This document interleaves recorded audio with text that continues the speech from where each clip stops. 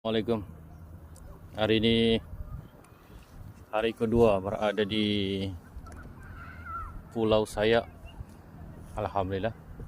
Kemarin lebih kurang ada sejam setengah ke 2 jam lah sempatlah mancing.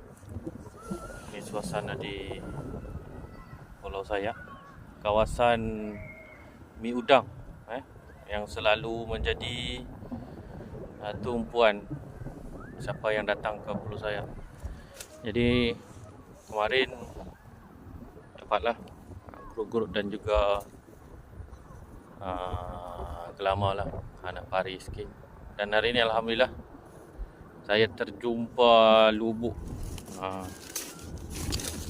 Bolehlah ada manis-manis lah. Oh, saiz pun ada. Tadi terjumpa lah, kebetulan lah, alhamdulillah. Kawasan tu memang banyak jenahak lah, jauh ke satu. Ikan lain ada tipu. Okey, memandangkan dah petang, kena balik ya. Ikan tu makan lagi, tapi cukup lah. Tak perlu banyak lah, biarlah. Mungkin untuk rezeki orang lain pula. Okey, Assalamualaikum, jumpa lagi.